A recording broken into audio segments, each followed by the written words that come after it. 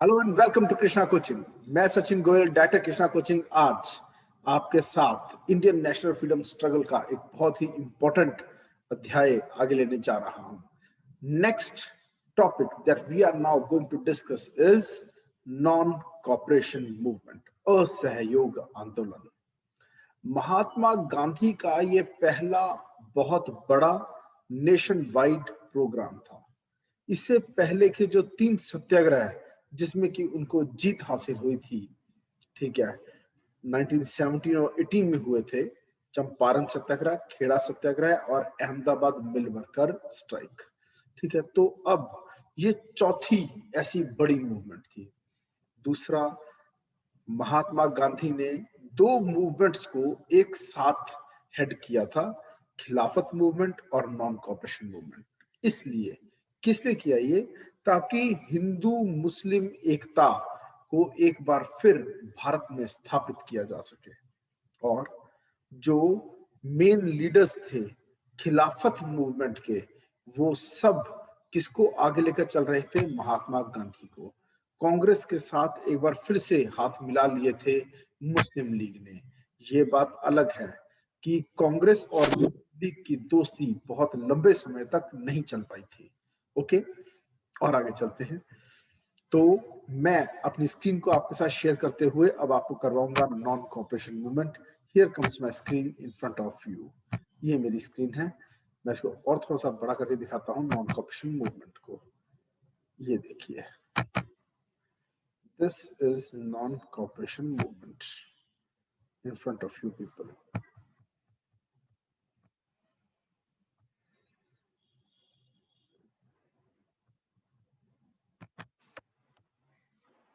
ठीक है जी, स्टार्ट करते हैं। नॉन कॉपरेशन मूवमेंट के बारे में स्टडी करते हैं।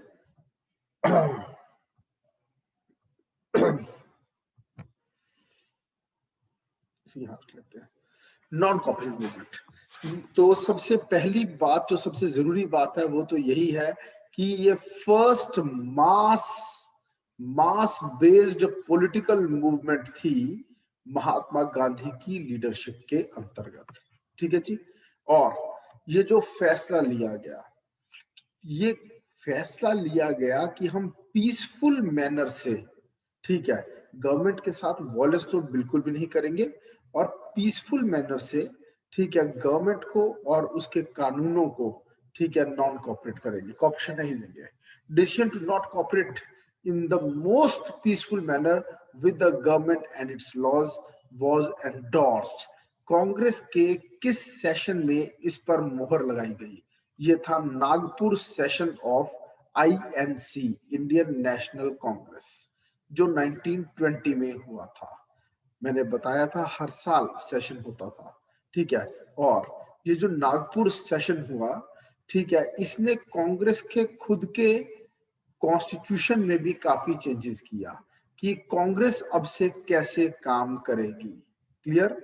तो ये काफी बड़े बदलाव आए थे कांग्रेस की वर्किंग में नागपुर सेशन ऑफ कांग्रेस में। और रॉलेट एक्ट के खिलाफ आवाज उठ रही थी, तो उसके खिलाफ जो एजिटेशन था वो था anti Rowlatt act agitation. Okay, तो ये मेन कारण थे असहयोग आंदोलन के पीछे। पहला, एंटी रॉलेट एक्ट एजिटेशन। ठीक है, मैंने बताया था जस्टिस सिडनी रॉलेट की अध्यक्षता में रॉलेट कमेटी बनी थी, और उस रॉलेट कमेटी ने जो बिल बनाया, जिसको भारतीय लोग कहते रहे कि ये तो वो बिल है, ना अपील, ना दलील, ना वकील, कि इसके तहत अगर किसी को अरेस्ट किया जाता है तो आप कुछ कर ही नहीं सकते, आपके पास कोई पावर ही नहीं है। No appeal at even. तो 6 अप्रैल 1919, 6 अप्रैल 1919 को all India anti Rowlatt act satyagraha किया गया था पूरे भारत में। ठीक है, ये जो नॉन कॉपरेशन मूवमेंट है, इसके बारे में ये बताना चाहूंगा, अगर पेपर में आ जाए फर्स्ट नॉन कॉपरेशन मूवमेंट, तो आप इसको नहीं लिखेंगे, तो आप किसको लिखोगे? खेड़ा सत्याग्रह। खेड़ा सत्याग्रह भारत के अंदर फर्स्ट नॉन कॉपरेशन मूवमेंट थी महात्मा गांधी की अगुवाई में। ठीक है जी। और रॉलेट कमिटी को सेडिशन कमिटी भी कहते हैं। मैं लिख देता हूं यहां, it is also called sedition. Sedition committee के नाम से भी जाना जाता है किसको, इस रॉलेट एक्ट को। ठीक है जी। और जो मैं बता चुका हूं किसकी अगुवाई में थी वो कमिटी, जस्टिस सिडनी रॉलेट। और आगे चलते हैं हम। पंजाब में मार्शल लॉ लगा हुआ था, ठीक है, 1919 में, और 2 पॉपुलर लीडर्स को अरेस्ट करके सीक्रेटली धर्मशाला ले गए थे ब्रिटिशर्स। और वो 2 पॉपुलर लीडर्स कौन से थे? प्रोफेसर सत्यपाल और professor doctor Satyapal and doctor Saifuddin Kitchlew. ठीक है। और जनरल डायर ने जलियांवाला बाग में पहुंच के एक पीसफुल मीटिंग के अंदर गोलियां चलाई थी।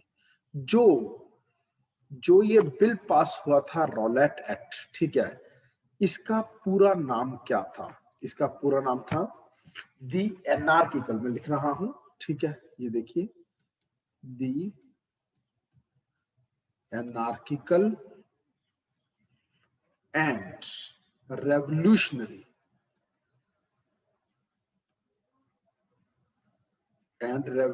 Crimes act of 1919. This was the complete name of the Rowlatt act. याद रखिएगा, दो बिल 2 बिल्स लेके आने की बात कही थी रॉलेट कमिटी ने, मगर 2 बिल आए भी थे, मगर पास केवल 1 बिल हुआ था, और वो पास होके वो बिल बन गया एक्ट। 2 थे बिल, 1 था एक्ट, और जो एक्ट पास हुआ था रॉलेट एक्ट, उसका पूरा नाम ये है। क्लियर? और आगे चलते हैं अब हम। ठीक है जी, लेट्स प्रोसीड। अब ये देखिए, दूसरा कारण था जलियांवाला बाग ट्रेजेडी। हरमंदर साहब, गोल्डन टेम्पल अमृतसर के बिल्कुल पास में है जलियांवाला बाग। और फिर खिलाफत मूवमेंट, मैंने बताया था टर्की का जो राजा था उसको डीथ्रोन कर दिया था, और वहां डेमोक्रेसी इस्टेब्लिश की थी ब्रिटिशर्स ने ड्यूरिंग वर्ल्ड वार 1, क्योंकि वर्ल्ड वार 1 में टर्की हार गया था इंग्लैंड से। तो टर्की का जो राजा था, यानी कि वो खलीफा था, खलीफा यानी कि पूरी दुनिया के सुन्नी मुसलमानों का रिलीजियस लीडर। ठीक है। और खलीफा को गद्दी से हटाने की वजह से भारत के सुन्नी मुसलमान नाराज हो गए थे ब्रिटिशर्स से। फिर general economic distress during and after the world war 1। World war 1 की वजह से लोग काफी परेशान थे ब्रिटिशर्स से। मोर ओवर, जो एक British supremacy, English man supremacy का जो मिथ था, वो मिथ भी दूर हो गया था। These were the main reasons for non cooperation movement. एक फंड स्टार्ट किया गया, और इस फंड को स्टार्ट करने में मेन हाथ था बाल गंगाधर तिलक का। ठीक है। और इसका नाम था तिलक स्वराज्य फंड। ठीक है। तिलक स्वराज्य fund started financing the non cooperation movement. और ये मूवमेंट जो थी, इसमें क्या क्या किया गया? सबसे पहला, स्कूल्स का बॉयकॉट, कॉलेजेस का बॉयकॉट, कोर्ट्स का बॉयकॉट, फॉरेन क्लॉथ का बॉयकॉट, और सबको कहा गया कपड़े के लिए चरखे का प्रयोग करें। कितने ही लोग अपनी प्रैक्टिस को छोड़कर, लुक्रेटिव प्रैक्टिस को छोड़कर, नॉन कॉपरेशन मूवमेंट में अपना बंद कर चुके थे एज ए लीगल प्रैक्टिशनर के काम को। क्लियर? और आगे चलते हैं। कई और जो रेवोल्यूशनरी ऑर्गेनाइजेशंस बनी, ये लिस्ट भी कुछ इस प्रकार है जो हम आपको नोट से प्रोवाइड, जैसे मित्र मेला किसने स्टार्ट की थी? सावरकर ब्रदर्स। गणेश जो सावरकर ब्रदर्स थे, एक तो थे विनायक दामोदर सावरकर। सावरकर ये वो इंसान है जिनके ऊपर वीर सावरकर फिल्म भी बनी है। महात्मा गांधी की असैसिनेशन के बाद प्राइम सस्पेक्ट्स में इनको भी अरेस्ट किया गया था, ठीक है, लेकिन वांट ऑफ एविडेंस की वजह से इनको रिलीज कर दिया गया, ठीक है। देन अनुशीलन समिति, ठीक है, अभिनव भारत, ये विनायक दामोदर सावरकर ने ही बनाई थी। देन स्वदेश बंधव समिति, ठीक है, अश्विनी कुमार दत्त ने। और कहां कहां पर ये एक्टिव रही वो भी सब लिस्ट आपको दी हुई है। और बहुत इंपॉर्टेंट है ये हिंदुस्तान सोशलिस्ट रिपब्लिकन एसोसिएशन, जिसके जो किसने बनाई, चंद्रशेखर आजाद ने। कहां बनाई, दिल्ली में बनाई। और इसी के साथ जुड़े थे कौन, भगत सिंह, सुखदेव एंड राजगुरु। ओके। और भगत सिंह की खुद की भी एक बॉडी बनी थी जिसका नाम था नौजवान सभा, लाहौर में बनाई थी भगत सिंह ने नौजवान सभा। एक और भी सोसाइटी थी भारत माता सोसाइटी, ठीक है, जिसको किसने बनाया, अजीत सिंह और अंबा प्रसाद, ये पंजाब में एक्टिव थी, ठीक है जी। देन जो इंडिया से बाहर रेवोल्यूशनरी ऑर्गेनाइजेशंस बनी थी वो कौन कौन सी थी, एग्जाम में कई बार इस पर क्वेश्चंस आते हैं, खासकर के इंडिया हाउस पर। इंडिया हाउस, इंडिया हाउस किसने बनाया, श्यामाजी कृष्ण वर्मा, ठीक है। मदन लाल ढींगरा भी इससे जुड़े हुए थे, ठीक है, और ही वाज फ्रॉम लुधियाना, ठीक है। और भी भीकाजी कामा और भी कई लोग रेवोल्यूशनरी लोग जुड़े हुए थे लंदन की इस बॉडी से, India house, clear. Then Abhinav Bharat, ये पहले भी बताया मैंने, Vinayak Damodar Savarkar. Indian independence league, Taraknath Das, ये वही तारकनाथ दास हैं जो कि किस और मूवमेंट से जुड़े थे, याद करो, मैंने करवाया हुआ है तारकनाथ दास ये नाम, किस मूवमेंट के साथ 1913-14 में जुड़े थे, बताओ। 1913 कौन सी मूवमेंट, कल ही बात हुई थी उसके बारे में। तारकनाथ दास किस मूवमेंट के साथ जुड़े थे, ये movement Ghadar party, Lala Taraknath Das and Sohan Singh Pakhna, ठीक है। Then Indian independence League, government Indian independence League and ये government Indian independence League Ras Bihari Bose ने बनाई थी, टोक्यो में बनाई थी, और जापान, जापान में है टोक्यो, ठीक है। और ये वही रास बिहारी बोस है जिन्होंने एक बॉम्ब गिराया था, बताओ किस पर बॉम्ब गिराया, जल्दी बताएं। ही थ्रू अ बॉम्ब, कहां, किस पर, कौन मारा गया, लॉर्ड हास्टिंग्स, दिल्ली। दिल्ली में कहां, हाथी तब कहां पहुंचा था, चांदनी चौक, चांदनी चौक में ये बॉम्ब विस्फोट हुआ था, ठीक है। और लॉर्ड हार्डिंग पर गिराया गया था, पर डेथ किसकी हुई, लेडी हार्डिंग। Lady Hardinge. और Indian National Army Azad Hind Fauj बनाने वाले दो आदमी थे, एक तो यही थे रास Bihari Bose, who was the second man, sir captain Mohan Singh. Very good. लेकिन असली इसका नाम जो चमका था वो किसके इंडियन नेशनल आर्मी को ज्वाइन करने के बाद चमका था, sir Subhash Chandra Bose. Subhash Chandra Bose, very good, ठीक है जी। और आगे चलते हैं, नेक्स्ट। फिर अब मैं फिर से वहीं पर आ रहा हूं, नॉन कॉपरेशन मूवमेंट में, ठीक है जी। नॉन कॉपरेशन मूवमेंट के चलते जब प्रिंस ऑफ वेल्स इंडिया आए तो उनको भी बॉयकॉट का सामना करना पड़ा, ठीक है। उनके विजिट को बॉयकॉट किया, उनको भारतीय लोगों ने वार्म वेलकम नहीं दिया। ये कब हुआ था, नवंबर 1921। हाँ, चरखा बहुत पॉपुलर हुआ, खादी को बहुत पॉपुलैरिटी मिली, जेल भरो आंदोलन के तहत कई कांग्रेस वॉलंटियर्स अरेस्ट हुए थे, ओके। और एक डिमांड उठी This movement demanded Swaraj, yani self-rule. Indians should rule over India, and also a redressal of the Punjab wrongs. Punjab wrongs में दो बातें मेन कौन सी? सैफुद्दीन किचलू का अरेस्ट, डॉक्टर सत्यपाल का अरेस्ट, और दूसरा जलियांवाला बाग एंड खिलाफत इशू, जो टर्की के खलीफा को, राजा को हटाया गया।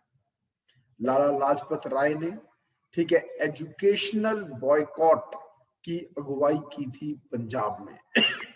चित्तरंजन दास, CR दास, मोतीलाल नेहरू और CR दास, इन दो लोगों की काफी दोस्ती थी।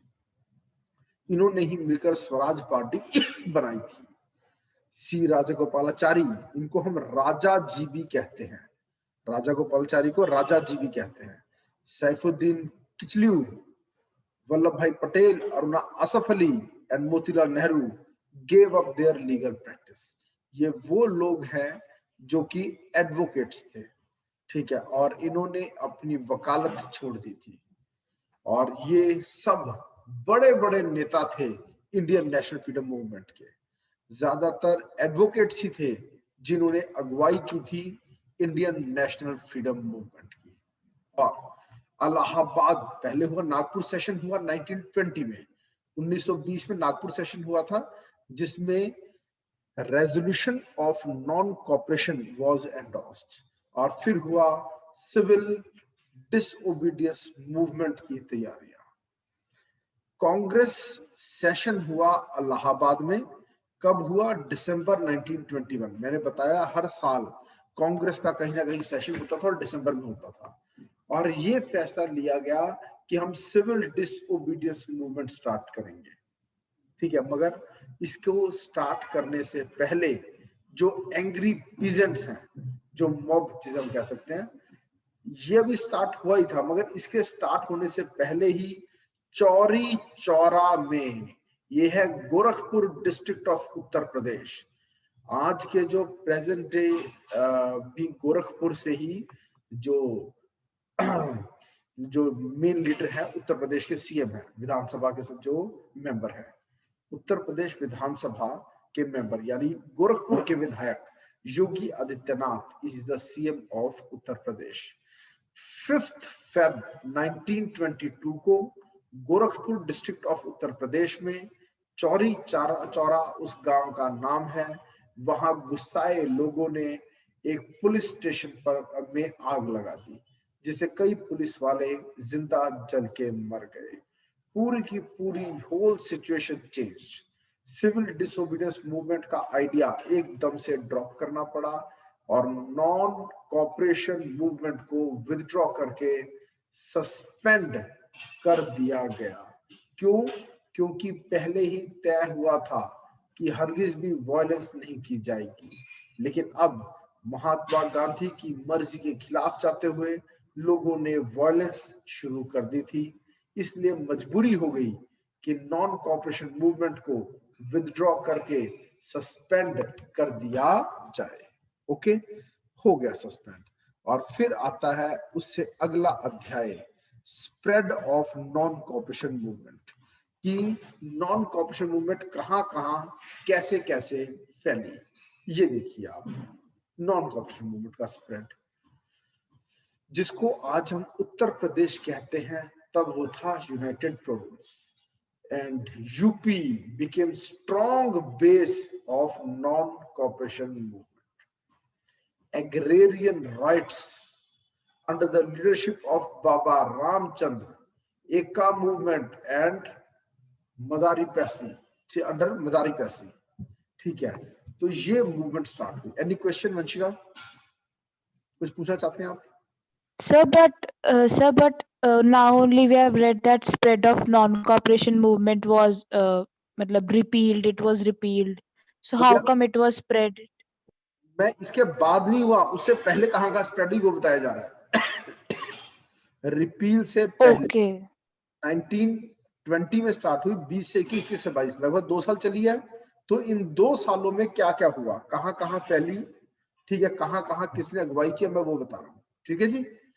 और पंजाब में क्या हुआ, अकाली मूवमेंट स्टार्ट हुई फॉर रिफॉर्म ऑफ गुरुद्वारास। गुरुद्वारों के रिफॉर्म के लिए अकाली मूवमेंट शुरू हुई थी। यही मूवमेंट आगे चल के अकाली पार्टी बनी। ठीक है, आज भी मेजर पॉलिटिकल पार्टी है अकाली पार्टी इन पंजाब। आगे आंध्र प्रदेश में बहुत बड़ी कामयाबी मिली नॉन कॉपरेशन मूवमेंट को। It was a big success. ठीक है, और आंध्र प्रदेश के जो ट्राइबल लोग थे उनको किसने इकट्ठा किया, अल्लूरी सीताराम राजू। ठीक है, और उनकी डिमांड्स को जोड़ दिया नॉन कॉपरेशन मूवमेंट के साथ। लेकिन इसकी टाइमिंग बड़ी गलत थी। क्यों, समझिए क्या हुआ। तब जो सेंटर था, सेंटर में तो होती थी लॉ बनाने के लिए अंग्रेजों की इंपीरियल लेजिस्लेटिव काउंसिल,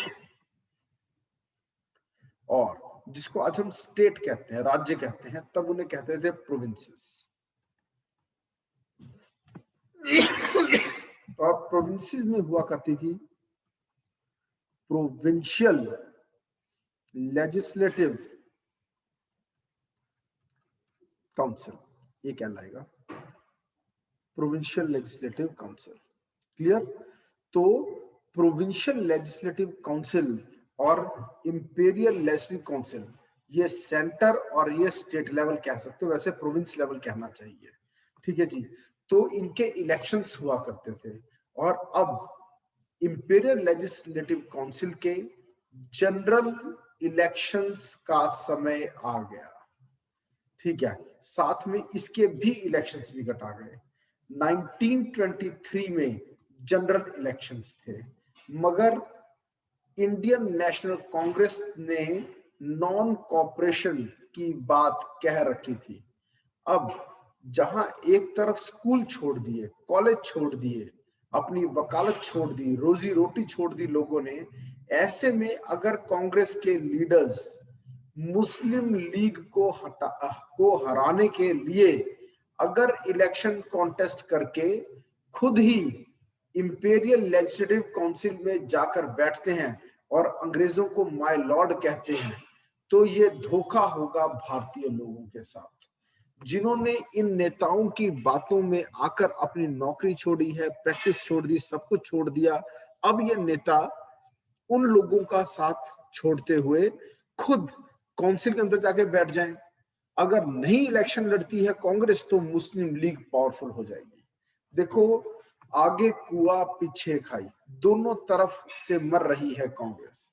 अगर तो इलेक्शन कॉन्टेस्ट किए तो मुस्लिम लीग वाले मजाक उड़ाएंगे, लोग जो पीपल है वो भी मजाक उड़ाएंगे कि शायद ये वो नेता है जिनको सत्ता की भूख है। ठीक है, तो खत्म हो जाएगी कांग्रेस और लोग थू थू करेंगे कांग्रेस के लीडर्स पर। दूसरी तरफ अगर वो इलेक्शन कॉन्टेस्ट नहीं करते हैं तो मुस्लिम लीग जो है वो भी एक बड़ी पार्टी है, वो सभी सीट्स पर काबिज हो जाएगी। ठीक है, ऑल सीट्स मुस्लिम लीग को मिल जाएगी। फिर किसी भी भारत के कॉमन मैन को अगर कोई भी काम होगा, कोई प्रॉब्लम होगी सरकार से, तो उसका सॉल्यूशन कौन करवाएगा, मुस्लिम लीग। तो बाद में वो थैंक यू भी किसको बोलेगा, थैंक्स भी किसको बोलेगा, मुस्लिम लीग को बोलेगा जो उसे काम करा रहा है। तो जाहिर सी बात है उसके अगले इलेक्शंस में वोट भी वो किसको देगा, मुस्लिम लीग को। और इससे कांग्रेस हमेशा के लिए खत्म हो जाएगी भारत में से। यानी इलेक्शन कॉन्टेस्ट करेगी तो लोगों में बदनाम होगी। ठीक है, और अगर नहीं करती है तो लोग मुस्लिम लीग के ज्यादा नजदीक चले जाएंगे। यानी हर हाल में मुस्लिम लीग का फायदा और कांग्रेस का नुकसान। ये बहुत बड़ी प्रॉब्लम आ गई कांग्रेस के लीडर्स के सामने तब की राजनीति के हिसाब से। अब इसका रास्ता निकाला किसने निकाला, पंडित जवाहरलाल नहीं, मोतीलाल नेहरू। पंडित मोतीलाल नेहरू प्लस CR दास ने। और इन्होंने क्या स्टार्ट किया, इन्होंने कहा हम इलेक्शन लड़ेंगे जरूर, क्योंकि हम नहीं चाहते कि मुस्लिम लीग जीत जाए। तो इस कारण से 1923 के जनरल इलेक्शंस को जीतने के लिए इन दो लोगों ने सुझाव दिया और एक नई पार्टी को जन्म दिया, और जिसका नाम था, निकनेम था, Swaraj party. Swaraj party. Mahatma Gandhi from the very beginning, Mahatma Gandhi from the very beginning started criticising this idea.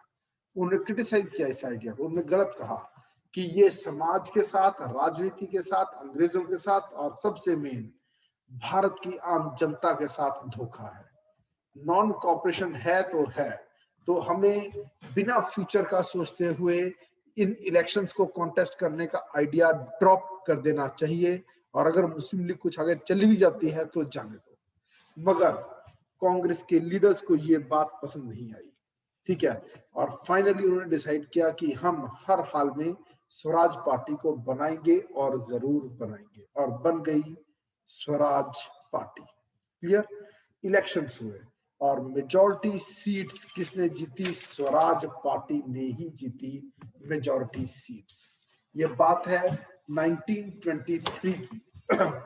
1923 Swarajist party found by Motilal Nehru and CR Das won the elections. ठीक है, तो मेजॉरिटी सीट्स वो ले गए। कब बनी थी स्वराज पार्टी? 1 जनवरी 1/1/23। कब बनी थी स्वराज पार्टी? 1 जनवरी। क्लियर? और इलेक्शन में भी मुस्लिम लीग को हार मिली और बहुत बड़ी जीत मिली थी किसको? स्वराज पार्टी को। और ये थे कौन? कांग्रेस के ही लीडर्स थे। ओके, और दो तरह से बट गया कांग्रेस का लीडरशिप। कांग्रेस के जो नेता थे उसमें स्प्लिट आ गया, विचारधारा का स्प्लिट। कौन कौन से? Pro changers and no changers. Pro changers और नो चेंजर्स, ये दो तरह के थे। ठीक है, मोतीलाल नेहरू और सीआर दास जो थे उन्होंने जिद की थी और बनी थी स्वराज पार्टी। जो नो चेंजर्स थे वो कौन थे? डॉक्टर राजेंद्र प्रसाद। डॉक्टर राजेंद्र प्रसाद, ये वही राजेंद्र बाबू हैं जो भारत के पहले प्रेसिडेंट ऑफ इंडिया भी बने थे। दूसरा, वल्लभ भाई पटेल, सरदार वल्लभ भाई पटेल। सरदार वल्लभ भाई Patel, he was from Gujarat. ठीक है, ये कह रही थी नो चेंजेस की डिमांड ये थी कि no new party, that is no Swaraj party, यानी बॉयकॉट, यानी कि बॉयकॉट इलेक्शंस। सरदार वल्लभ भाई पटेल कुर्सी के भूखे नहीं थे, मगर जो प्रो चेंजर्स थे उनकी चली, और उसमें मेन नाम दो ही थे, मोतीलाल नेहरू और दूसरा नाम सीआर दास, चित्तरंजन दास। क्लियर? और आगे चलते हैं हम। पूरा नाम क्या था स्वराज पार्टी का? कांग्रेस खिलाफत Swaraj party. Full name of Swaraj party was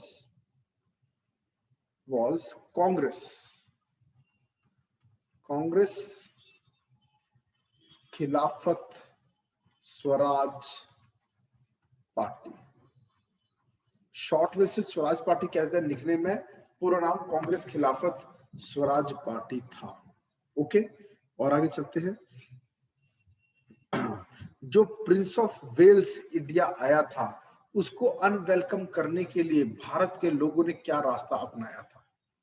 उसको ब्लैक फ्लैग्स दिखाए गए थे, काले झंडे। ब्लैक, यहां लिख देता हूं, he was showed black flags. आज भी जब कोई राजनेता कोई रैली करने आता है तो उसको अनवेलकम करने के लिए जो आम नागरिक है वो यही रास्ता अपनाते हैं और वो ब्लैक पट्टियां या ब्लैक फ्लैग्स दिखाते हैं उस राजनेता को। बिहार इलेक्शंस में भी कुछ ऐसा ही हुआ। साइलेंट प्रोटेस्ट करने के लिए लोग हाथ पर ब्लैक बैंड बांध लेते हैं। ओके, और 1922 में एक और चीज मैं बताना चाहूंगा, मई के महीने में क्या हुआ। 1922 में मई के महीने में विश्व भारती यूनिवर्सिटी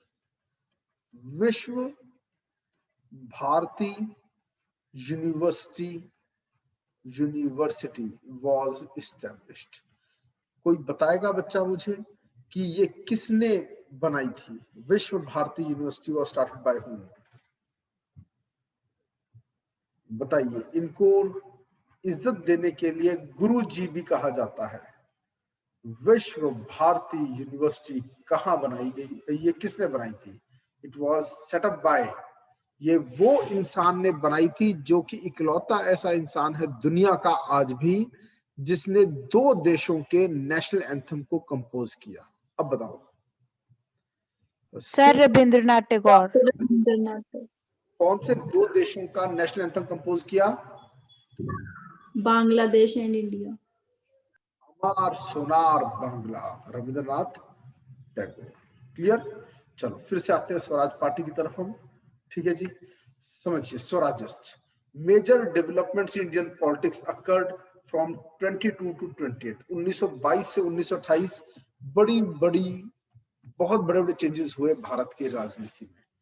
डिफरेंसेस पैदा हो गए थे कांग्रेस के ही अंदर, ठीक है, on the topic of withdrawal of non cooperation movement. जो एक्सट्रीमिस्ट विंग के लोग थे, खास करके भगत सिंह, बहुत नाराज था कि क्यों आप वापस ले रहे हो किसको? नॉन कॉपरेशन मूवमेंट को। एक स्कूल ऑफ थॉट था, कुछ लोग थे headed by CR Das and Motilal Nehru. मैंने बताया इन दोनों की जोड़ी प्रसिद्ध थी, इन दोनों की सोच काफी मैच किया करती थी। ठीक है, इन्होंने ये कहा कि nationalists should end the boycott of legislative council, enter the legislative council, obstruct the work according to the official plans, expose their weaknesses, transform them into arenas of political struggle, and thus use them to arouse public enthusiasm. They were called pro-changers. Motilal Nehru और CR दास ने कहा हम घुसेंगे legislative councils में और वहां पर उनकी कमियां उन्हें बताएंगे और इस तरह से लोगों को सच्चाई पता चलेगी। जबकि सरदार वल्लभ भाई पटेल ने, डॉक्टर अंसारी ने, राजेंद्र बाबू ने, इन सब ने ये काउंसिल की एंट्री वाले आइडिया को अपोज किया। इनको नो चेंजेस कहा जाता है। ठीक है जी। दिसंबर 1922 में सीआर दास, मोतीलाल नेहरू, ठीक है, इन सब ने बनाई कांग्रेस खिलाफत स्वराज पार्टी। इसके प्रेसिडेंट बने सीआर दास और सेक्रेटरी बने मोतीलाल नेहरू। कांग्रेस के अंतर्गत ही ये पार्टी काम कर रही थी। और फिर हुए 1923 के जनरल इलेक्शंस। 101 सीट्स, 101 सीट्स थी इंपीरियल लेजिस्लेटिव काउंसिल, जिसको सेंट्रल लेजिस्लेटिव काउंसिल भी कहते हैं। 101 में से 42 सीट्स जीत गया कौन? Swaraj party. Okay, with the cooperation of other Indian groups, they repeatedly outvoted the government in the Central Assembly and in several of the provincial councils.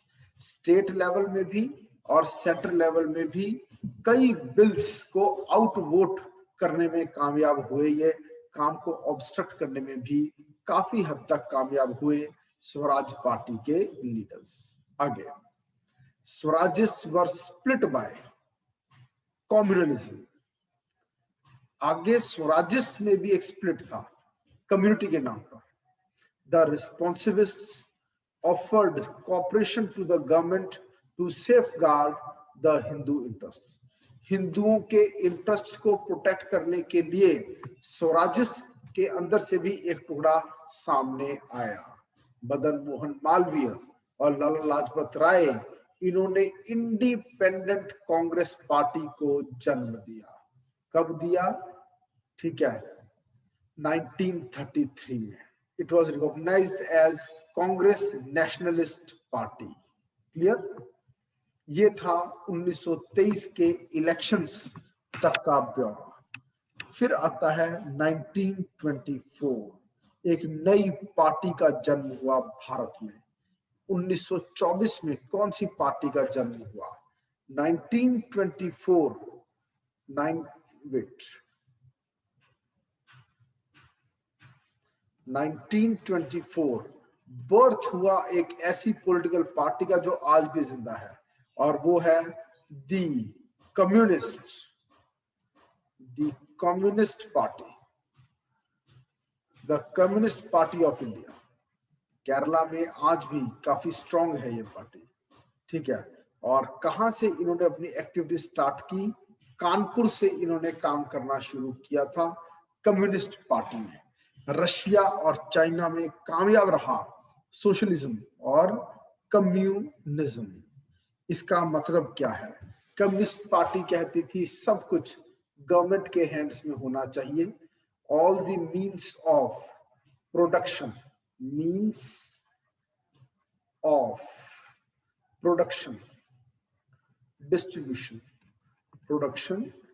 distribution and exchange, everything should be in the hands of government। ये कहती थी कौन सी party? Communist party. Clear? और अगले ही साल 1925 में 1925 CR दास, जिनको देश बंधु भी कहते थे, देश बंधु सीआर दास की डेथ हो गई। he died death of देश बंधु सीआर दास, चित्तरंजन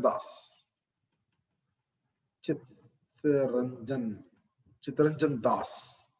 ठीक है जी, 16 जून 1925। डेट्स इतनी महत्व नहीं रखती, फिर भी बता देता हूँ, 16 जून को डेथ हुई थी। क्लियर? और एक बहुत बड़ा कांड हुआ 1925 में, जिसके ऊपर कई फिल्में तक बनी है। ठीक है, और वो था काकोरी कांड, काकोरी कॉन्स्पिरेसी। काकोरी कांड, काकोरी कॉन्स्पिरेसी। एक ट्रेन को लूट लिया गया, ठीक है जी। और ये कौन सा रेलवे स्टेशन था? Kakori railway station. ठीक है जी, मैं कल का लेक्चर यहां से शुरू करूंगा 1925 काकोरी कांड। Next lecture shall be on Monday को काकोरी कांड से आपको पढ़ाना स्टार्ट करूंगा। Vanshika, any question? आपने हैंड रेज किया। Sir, these Swarajists were split by communalism into which parts? इसमें से एक टुकड़ा अलग कम्युनिटी के नाम पे ना बट गए। एक वो जो हिंदुओं के फायदे की बात कर रहे थे, और ये लोग कह रहे थे कि ब्रिटिशर्स को तंग ना करो, हिंदुओं के फायदे वाले लॉज बनवा दो। और बाकी लोग कह रहे थे नो, अपोज ब्रिटिशर्स। ये दो थे। तो हिंदू कम्युनिटी के आधार पर लोग बटे थे। ओके, और पूछिए। Sir, and communalism and communism is different, no? Communalism, देखो, एक होता है कम्युनलिज्म,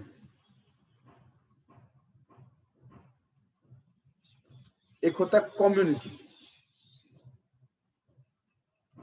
जो मैंने अभी आपको पढ़ाया, ये देखिए क्या लिखा हुआ है। ये कम्युनिटी बताया मैंने आपको। ये देखो वर्ड्स देखिए, स्वराजिस्ट्स वर स्प्लिट बाय कम्युनल, कम्युनिटी यानी हिंदू। ठीक है जी। और दूसरी है कम्युनिस्ट सरकार। कम्युनिस्ट कौन होते हैं? जो सोशलिज्म का रास्ता अपनाते हैं और कहते हैं सब कुछ सरकारी होगा, everything in the hands of government.